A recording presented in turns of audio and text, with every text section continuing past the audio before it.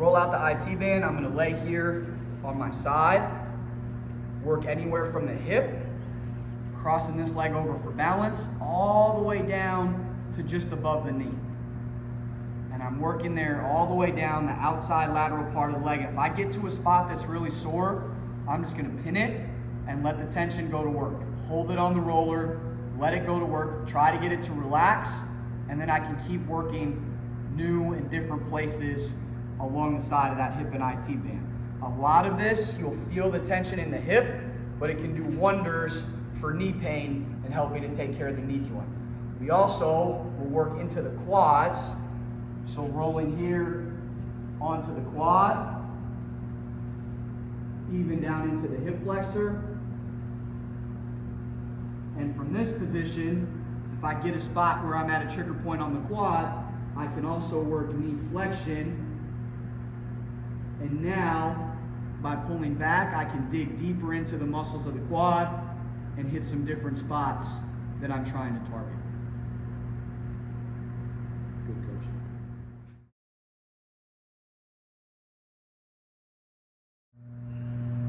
So band resisted TKE, or terminal knee extension. So I'm working the lockout position of the knee joint. I'm going to step into the band.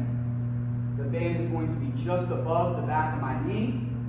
I'm going to walk out here so there's tension, and I'm putting my right leg back from a stagnant position.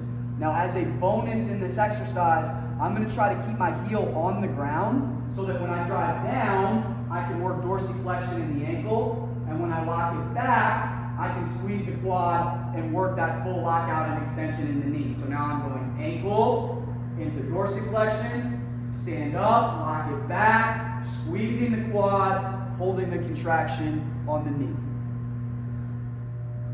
Elevated TKE squat.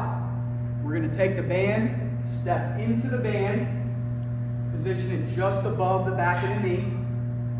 We're using a bumper plate to elevate us off the ground so we have a little more range of motion for this quarter squat. From here, I'm going to balance on one leg, squat down, and then lock it back, squeezing the knee, squeezing the quad into full extension. Squat down, lock it out, and control. Even on the way down, I'm slow and controlled with the band resistance. And again, I'm in full lockout, holding the contraction for about 3 seconds each rep at the top. As I complete this exercise, I can also work in some ankle work where I'm positioning the ankle on the edge here, and I'm letting the ankle press forward and back down. Forward and back down, getting some additional work and range of motion at the ankle joint. For the Spanish squat, I'm taking a tight tension band. I got both feet stepped into the middle and the band is positioned just above the knee. I'm going to walk out the tension into a squat stance.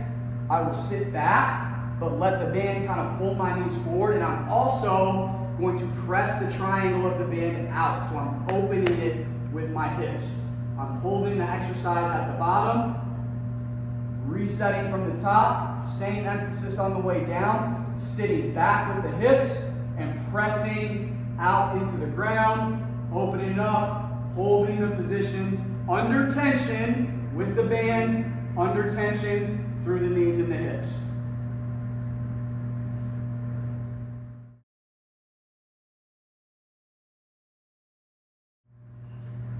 This ankle balance and stability work, we're going to work it out of 2 different positions.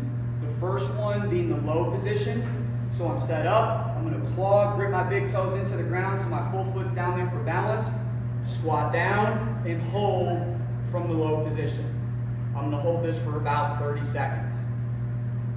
After completing it there, I'm also going to work the balance and stability from a tall position or a high position. So now, locking the glute on the down leg, holding up here on the hip flexor. I'm working my arms into a good arm action position, and I'm going to hold this high position for 30 seconds as well. After becoming proficient with single leg balance, the next step would be single leg jumps or single leg hops to start off. We're going to focus on the landing position. So balance on one leg, hop and stick, really working to control the balance in each landing. After completing forward, also work this side from a backwards variation. On the backwards jumps, we're going to alternate legs to increase the ability to balance and a little bit more distance on the jump. So we're going to jump from left to right, stick, switch it, stick, stick, stick. We'll also work the hops from the lateral position. So now I'm going to jump to the side, balance on one leg, jump to the side, stick the landing, stick the landing, stick the landing. I can continue to work it in the opposite direction on the way back. So I would go the same leg. Now I'm jumping to the outside, stick and balance, stick and balance, stick and balance. For the band backwards walks, you can attach the band both to something by yourself, whether I'm attaching to a rack or a set of plates. I could also perform this exercise with a partner, walking with the band resistance or with a sled. I'm going to set up from a low position, and then I'm going to slowly work and walk backwards.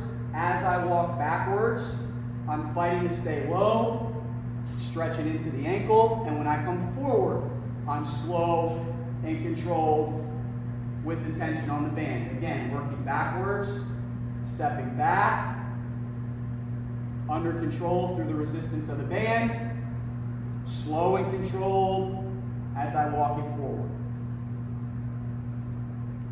For the band iso leg curl, I can use one stronger band. I could also make it more unilateral and use two more medium resistant bands. I'm going to set up and hook my heels through the band. Walk out so that I have tension. Very, very important that I start this exercise by setting the glutes first. So I'm going to squeeze the glutes and then curl up and hold the hamstring contraction right here at 90 degrees. I'm trying to keep the glutes tight, press to the ground, hamstrings pulling back into the band.